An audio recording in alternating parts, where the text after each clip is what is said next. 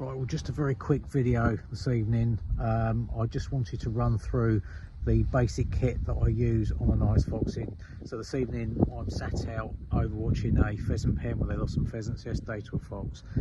So I've got with me the NocPix S60, S60R, really good bit of kit. That very impressed with that scope. It's a thermal scope, and I've got that sat on my 260 Remington there, and that's got the Sports Match quick release mount, so I can quickly swap that over for my Element Nexus scope, which I also rate very highly for daytime use. I've got the Fox Pro there. That's the Prowler, I think it is. Yeah, Fox Pro Prowler. I always forget the names of these things. And I'm also using NocPix Quest H50R thermal binoculars as well. Another really good bit of kit.